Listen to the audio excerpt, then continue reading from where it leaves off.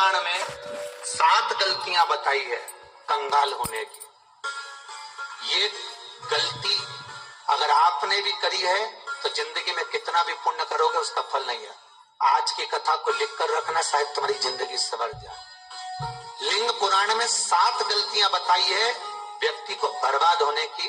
पहली गलती है, उसमें से अगर आप स्वीकार कर रहे हैं ये गलती तो समझ लो कि गलती आपने करी है। गंगा जल तो बुलवाया टैंकर भरकर, 21,000 बेलपत्र भी समर्पित कर रहे हो। आप मंदिर के अंदर बैठ गए, दर्शन करने वाला आता रहा, किसी को अंदर प्रवेश नहीं दिया। आप गंगा जल चढ़ाते रहे, आप बेलपत्र चढ़ाते रहे, आप स्वयं पूजन करते रहे, और दूसरा व्यक्ति ना जाने किस भाव से, किस रूप में आकर भगवान की सेवा करना चाहता था। पंडित जी ने आपके चक्कर में उसको जल नहीं चढ़ाने दिया, पंडित जी ने आपके चक्कर में उसको बेलपत्र नहीं चढ़ाने दिया। पहली गलती ये हो गई कि भगवान के भक्त को भगवान से दूर कर दिया गया। अब उठा लो श्रीमद् भागवत कथा।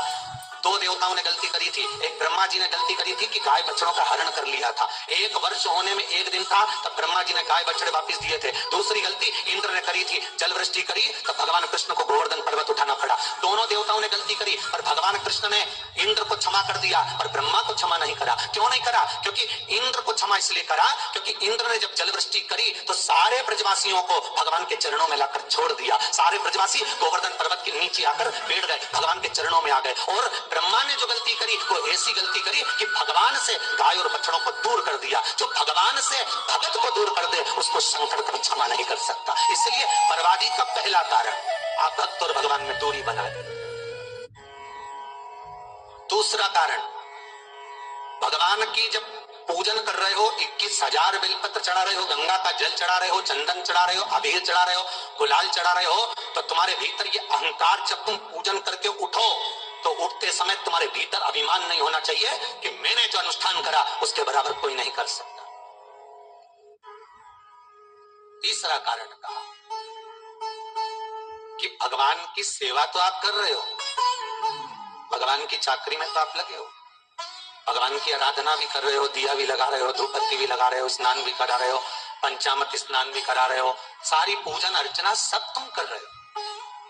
पर हो सकता है इस पूजन अर्चना में आप केवल 3 घंटा पूजन करते हो और बाकी के समय किसी न किसी की जीवात्मा को दुख पहुंचा रहे हो। एक कथा में एक बात कही थी कि भले मंदिर में दिया मत लगाओ, भले मंदिर में जाकर धूप बत्ती मत जलाओ, भले मंदिर में जाकर भोग मत लगाओ, भले मंदिर में जाकर जल मत चढ़ाओ, कुछ मत करो, भले भगवान को नए कपड़े मत पहनाओ, भले तुम्हारी मर्जी पड़े भगवान को भोग मत लगाओ, पर शास्त्र कहता है कुछ मत करो, पर एक काम जरूर करना कि किसी के चेहरे पर प्रसन्नता ला देना तो मंदिर में दिया जलाने के बराबर होगा। किसी के चेहरे पर चमक ला देना, प्रसन्नता ला देना तो अगरबत्ती लगाने के बराबर होगा। किसी गरीबड़े के, किसी दुखी के चेहरे पर अगर तुमने प्रसन्नता ला दी तो वो भगवान को कपड़े पहनाने के बराबर होगा। मालूम पड़े तुम मंदिर में पूरी सब्जी बांटो, मंदिर में भोजन कराओ, मंदिर में सारा पकवान चढ़ाओ और कोई तुम्हारे कारण अगर दुखी है तो तुम्हें वो सुख का भान नहीं हो सकता। तीसरा कारण है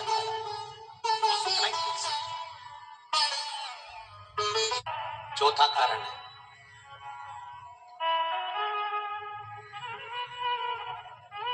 महाराज, जिस मंत्र को पढ़ा जा रहा है, जिस मंत्र का स्मरण किया जा रहा है, जिस भगवान की माला को हम जप रहे हैं, हम पाठ कर रहे हैं, उसमें त्रुटि। उठा लीजिए दुर्गा सप्तशती। दुर्गा सप्तशती का हिंदी अनुवाद में एक थोड़ा सा दृष्टांत दिया है, आपको मालूम होगा। एक जजमान सप्तशती का पाठ कराते थे नवरात्रे में। नवरात्रे पूरे होते थे और उनकी पत्नी मर जाती थी। सप्तशती के अंदर लिखा है, बहुत ध्यान से सुनिएगा। दुर्गा सप्तशती का पाठ कराते थे और पत्नी नवरात्रे के बाद 4 महीना 3 महीने के बाद मर जाती। बहुत दुखी था सेठ। एक शादी करी, दूसरी करी, तीसरी करी, चौथी करी, चौथी पत्नी भी मर गई। बहुत दुख हुआ। आज वो गुरुजी के पास चले गया, गुरुदेव, गुरुजी, गुरुदेव, गुरुदेव। गुरुजी बोले क्या हो गया? सेठ जी बहुत दिनों के बाद आ रहे हो, क्या बात है गुरुदेव? चाहती कि मैं नवरात्रि में सप्तशती का पाठ कराता हूँ, देवी जी का यज्ञ करवाता हूँ, माता रानी को चूनर पहनाता हूँ, उनको सुंदर बिछुड़ी पायल चुनरी सब पहनाता हूँ, कन्याओं का भोजन करवाता हूँ, भंडारा करवाता हूँ, जवारे बोता हूँ, अखंड ज्योत लगाता हूँ। पर नवरात्रि जैसी पूरी होती है उसके 2 महीने 3 महीने बाद मेरी पत्नी क्यों मर जाती है? 4 पत्नियां मेरी मर चुकी हैं, 5वीं मैंने शादी करी है। गुरुदेव आप कृपा करिएगा, कुछ तो बता दीजिए, कुछ करुणा कर दीजिए।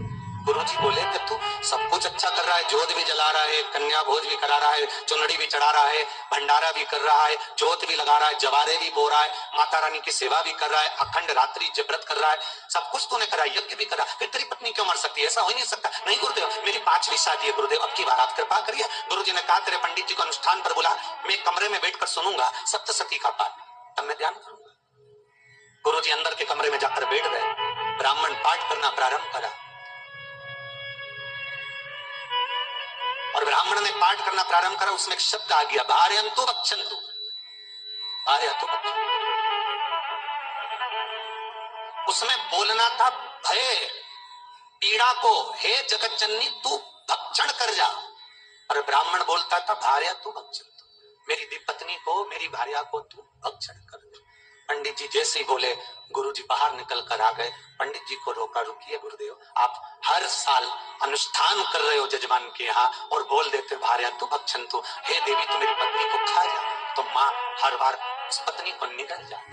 निवेदन, शब्द सुधार लीजिए, शब्द ठीक।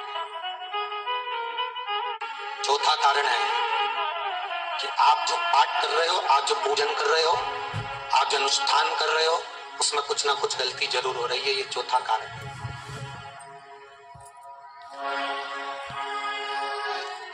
एक बार पूरे घर के लोगों को बिठाओ, अपने घर के लोगों को, मम्मी से पूछना मम्मी तुम कौन कौन सा पाठ करती हो?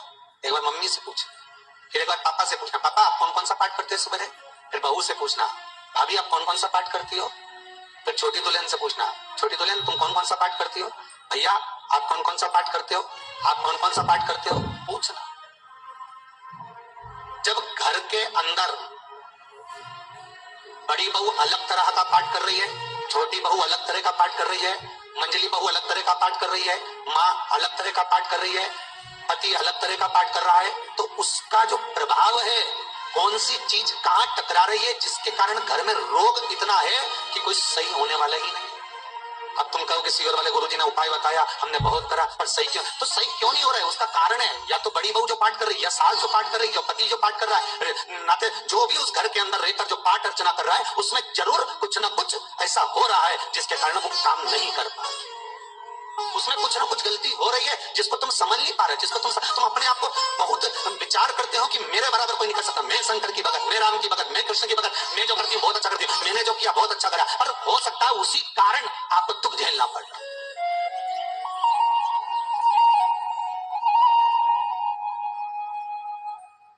उसी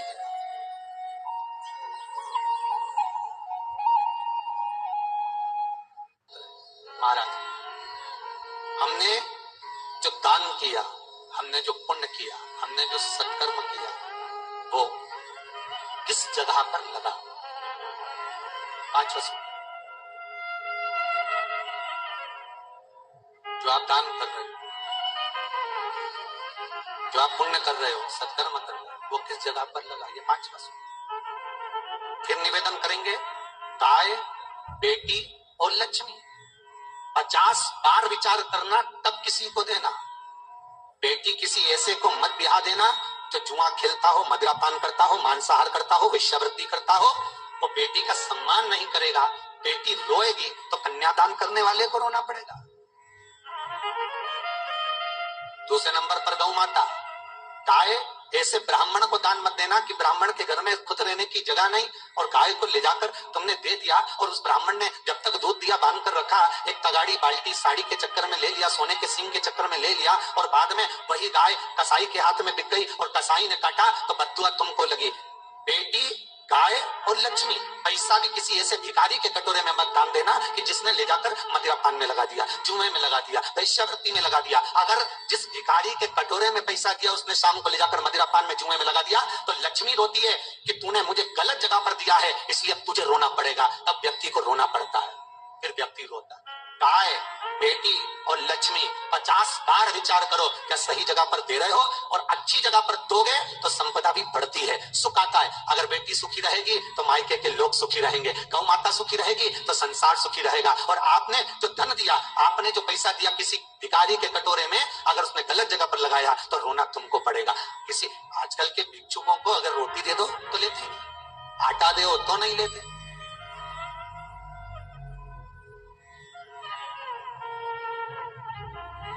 पहले के समय में जो भिक्षुक आते थे ना तो रोटी बनी हुई मांगते थे, बूढ़ी बूढ़ी माताएं जानती होंगी, चिमटा बजाकर घुंघरू बजाकर कहते थे भोजन, तो 2 रोटी निकाल कर दे दी जाती थी घर से। लो बाबा, तो माता इतना प्रेम रखती थी, केवल रोटी नहीं देती थी, बाबा बैठो हम सब्जी ला कर देते, इतना प्रेम था बुजुर्ग माताओं का, बैठो। और आज के जमाने में अगर रोटी दे दो तो फेंक दे नली में ले जाके, पैसा चाहिए, क्यों? शाम को पीने के लिए चाहिए ना, मदिरा पान के लिए, मांसाहार के लिए, जुए के लिए, वैश्यावृत्ति के लिए धन चाहिए। भोपाल के और इंदौर का राजवाड़ा चौराया और भोपाल का लाल घाटी चौराया, इन दोनों चौराहे पर इतने से बच्चे लोग भीख मांगते हैं, और उनकी माताएं और उनके पिता रोड के किनारे पर चिलम लगाते बैठे रहते हैं, पांव लंबे करके, बड़े हैं, और ये कमा कमा के उनको दे रहे हैं। और धन्य है ऐसे लोग जो उनको दान भी दे देते हैं। जिसको जरूरत है उस तक कुछ नहीं पहुंचता।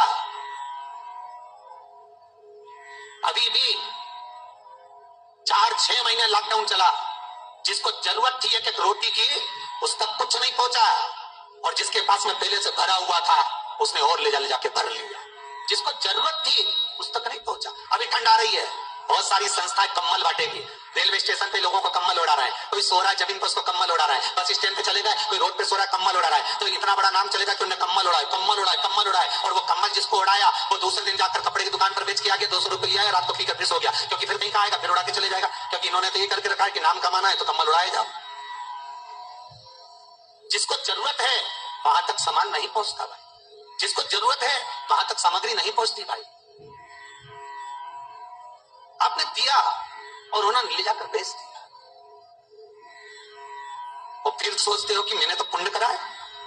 कई लोग कहते हैं मैंने दान करा, मेरे को इतना फल मिलेगा, काय का दान करा? ऊपर तो जा, यमराज के डंडे पड़ेंगे। रेल में, ट्रेन में आप बैठ जाओ, रिजर्वेशन कोच में छोटे छोटे लड़के आते हैं, अपना कपड़ा उतारते हैं। सही बोलना रे भाई, जितने लोग टीवी पर कथा सुन रहे हो, छोटे छोटे बच्चे अपना कपड़ा उतारेंगे और पोछा लगाएंगे रेल की बोगी में। जब गवर्नमेंट ने स्वीपर रख रखे हैं तो तुम्हें अंदर आने का किसने कहा? कौन ने कहा कि तुम अपना कपड़ा उतार के पोछा लगाओ? और वो अपने शरीर का कपड़ा उतार कर पोछा लगाता है, आपके आगे हाथ फैलाता है, आप 1-2 रुपए दे देते हो, वो अगले स्टेशन पर उतरता है, कोई सूंघने की सामग्री लेता है, सूंघ के वो बर्बाद हो जाता है और कहीं कूद कर मर जाता है। उसके मरने में 1 रुपया तुम्हारा भी लगा है, इसलिए नरक तुमको भी भोगना पड़ेगा, क्योंकि उसके मरने में तुमने हेल्प करी है।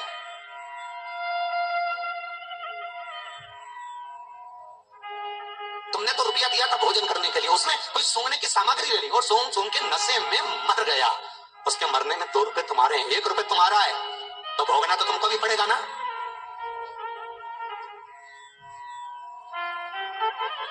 कहीं अच्छी जगह लगाओ, सत्कर्म की ओर लगाओ, तो सुख का आनंद कुछ और नहीं होगा, सुख का आनंद कुछ और नहीं होगा। हमारा धर्म, हमारा पुण्य, हमारा सत्कर्म। 5वां कारण अपनी पुस्तिका में लिख कर रखना, तुम्हारे दुख का 5वां कारण क्या है?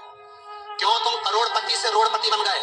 तुम्हारे यहाँ पर 4-4, 5-5 गाड़ी थी, खूब वैभव था, खूब धन था, फैक्ट्रियां चल रही थी, सत्ताएं चल रही थी,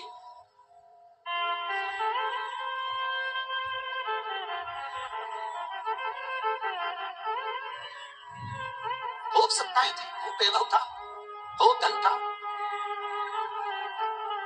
पर कुछ भी नहीं, सब धरा की धरा रहे, कोई वैभव बचा ही नहीं, कोई नहीं। एक हमारे सेंधवा के भगत है महाराज, बड़े भावपूर्ण भगत, तो कहे गुरुजी हम बड़े दुखी हैं, बड़े कष्ट में। हमने कहा कष्ट का कारण कुछ ना कुछ जरूर होगा, दुख का कारण जरूर कुछ ना कुछ होता है। कहने लगे गुरुजी हमारी तो जीनिंग चलती थी, खूब फैक्ट्रियां चलती थी, इतना जीनिंग फैक्ट्रियां थी, इतना चलता था,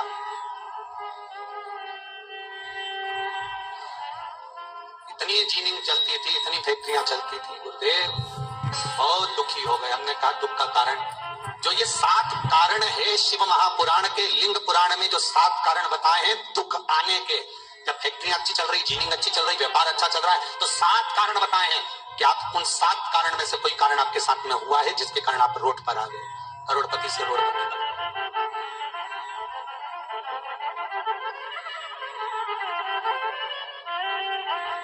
कभी कभी नगर में, गांव में सभी का व्यापार एक साथ समाप्त हो जाता है।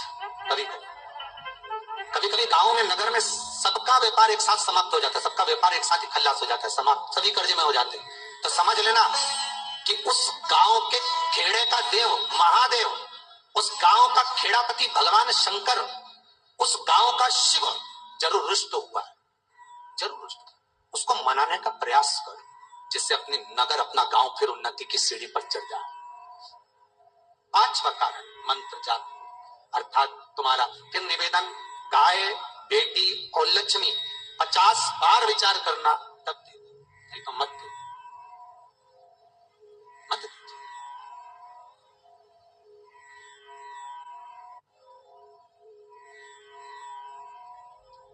और महाराज भगवान शिव की कथा का 6ठा कारण बता, हमारे दुख का कारण 6ठा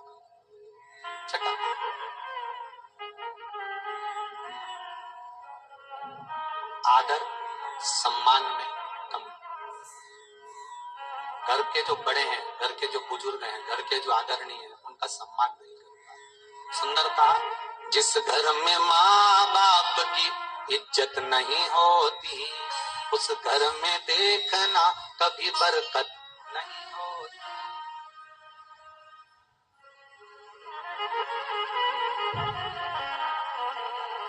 6ठा कारण है सम्मान, सत्कार, आदर ना।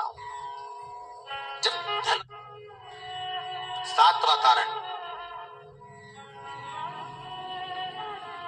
ये अंतिम कारण है।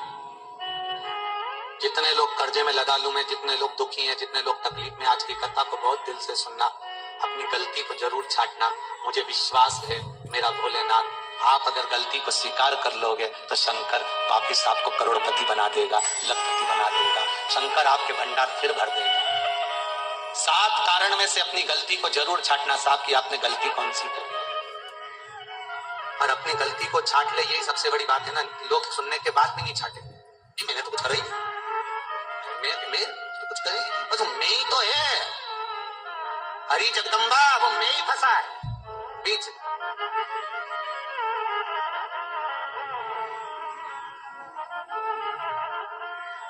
सातवां कारण महाराज, किसी का बेकार धन हमारे घर में आ जाए। एक कथा बहुत सुंदर है। एक गांव में एक व्यक्ति रहता था, खूब अच्छी कमाई करता था। पत्नी ने कहा तुम्हारे पास कमाई अच्छी हो रही है तो ये पैसा तो कोई चुरा के ले गया, तो पति बोला क्या करना चाहिए, तो एक काम करता हूँ, बाजार से कोड़ियां खरीद लेता हूँ। कोड़ियां जानते हो, वो ऐसे बच्चे लोग खेलते हैं, कोड़ी खरीद लाता हूँ। अब गांव का व्यक्ति रोज कोड़ियां खरीद के लाए, उनके यहाँ बोरे पे बोरे भरा गए, बारदान पर बारदान भरा गए, पूरा कमरा कोड़ियों से भरा गया। एक दिन राजा बीमार पड़ गया।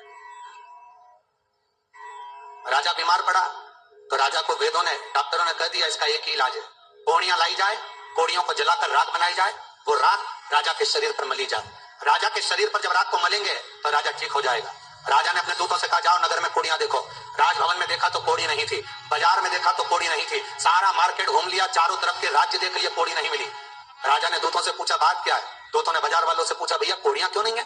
तो बाजार के व्यापारी बोले महाराज सुबेरे सुबेरे गांव का व्यक्ति आता है, सारी कोड़ियां खरीद कर ले जाता। सारी कोड़ियां, हाँ, उसका पता दो। दुकान वालों ने पता दिया, वो वहां पहुंच गया, उसको डराया राजा के दूतों ने, तेरे पास कोड़ियां हैं? हाँ, पर मैंने अपने पैसे से खरीदी है, फ्री की नहीं है, खूब खर्चा कर मैंने कोड़ियां जोड़ी है। राजा बीमार पड़ा है, कोड़ियां ला के दे। उसने मना करा, दूतों ने डराया, ठीक है लो। उन्होंने बारदान खोल लिया, झोला खोल लिया, बैग खोल लिया। राजा के दूतों ने बैग खोला, वो गांव का व्यक्ति एक थाली में कोड़ियां लाता, उस पर हाथ फेरता और झोले में डालता जाता, फिर भर कर लाता, फिर हाथ फेरता, फिर झोले में डालता। राजा के दूतों ने कहा एक बार में पूरा बारदान उठाकर क्यों नहीं दे देता, ये बार बार हाथ क्यों फेर रहा है? वो गांव का व्यक्ति बोला, महाराज मैं कोड़ियों को थाली में भरकर हाथ इसलिए फेर रहा हूं, इन कोड़ियों में से मैं वो एक कोड़ी ढूंढ रहा हूं कि ऐसी कौन सी कोड़ी मेरी इन कोड़ियों में आकर मिल गई जो मेरी इतनी सारी कोड़ियों को लेकर जा रही है। बस वो चरित्र याद करना कि एक कोड़ी हमारे घर में कोई ऐसी आ जाती है जो सारी रखी हुई कोड़ी को लेकर चली जाती है, और जिंदगी में घर में धर्म की, पुण्य की, सत्कर्म की एक कोड़ी ऐसी आ जाती है जो शिव महापुराण की कथा करवा देती है। वो कोड़ी को ढूंढना कि वो कोड़ी कौन सी है। जो अच्छा काम करवा रही है अच्छी कोड़ी आई होगी, सत्कर्म करवा रही है अच्छी कोड़ी आई होगी, और मालूम पड़े एक कोड़ी ऐसी आ गई जो डॉक्टरों में भरवा रही है, सारा की सारा धन मेडिकलों में लगवा रही है, पुलिस में लगवा रही है, कहीं गलत जगह पर लगवा रही है, कहीं एक्सीडेंट में लगवा रही है। जो कोड़ी गलत जगह पर धन को लेकर जा रही है, समझ लेना कि वो कोड़ी बेकार आ गई जो सारा का सारा बर्बाद करने में लगी हुई है। उस कोड़ी को पहचानो कि वो कोड़ी कौन सी है। 7वां कारण शिव महापुराण का, लिंग पुराण का लिख कर रखना कि एक कोड़ी ढूंढना कि वो कोड़ी कौन सी घर में आ गई जो हमें बर्बाद कर कर चली गई। वो कोड़ी को ढूंढिए, वो रुपये को ढूंढिए, वो 1 रुपया कौन सा आ गया, वो धन कौन सा आ गया जो हमें बर्बाद कर गया, कैसा आया धन कौन सा आ गया ऐसा जो हमें बर्बाद कर दे।